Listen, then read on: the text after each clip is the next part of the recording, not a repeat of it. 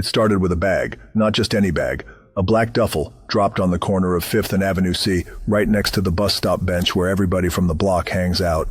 No name, no ID, just sitting there like it belonged. Rico spotted it first. "Yo, you see that?" Maya squinted. "Been there all morning." Then a siren blared in the distance, not close, but enough to make the air feel tight. Nobody wanted to be the first to touch it. But curiosity, that's a loud voice in the streets. So Dre did it, zipped it open. Inside, stacks of hundreds, wrapped, clean, a burner phone, no lock, and a folded note that said, "Don't make a sound." They all looked at each other. The street got real quiet. Even the birds shut up. Then the phone buzzed. Unknown number. Rico backed up. Maya whispered, "Don't answer it." Dre picked it up anyway. One word on the other end. "Run." Panic spread like wildfire. In a split second, decisions flickered through their minds. Should they flee or investigate further? The streets around them began to pulse with uncertainty, alive with whispers of danger. Rico pushed back against the instinct to run, eyes fixed on the bag. "What if it's a setup?" he murmured with urgency. Maya took a step closer, her heart racing.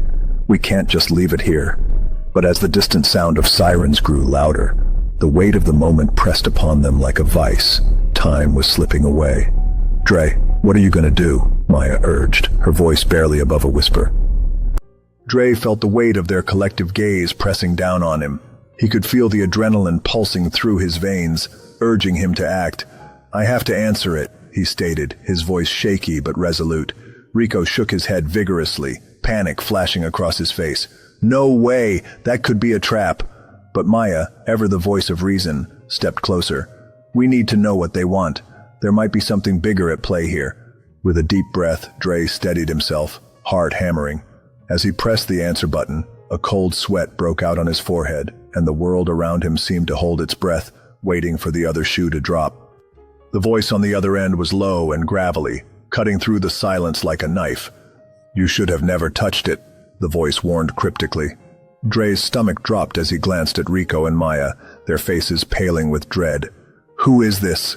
Dre managed to stammer, but there was no answer, just the sound of heavy breathing. The realization hit hard. They were in over their heads. Outside, a siren wailed closer, and the air thickened with impending chaos. "We need to move now!" Maya shouted, grabbing Dre's arm.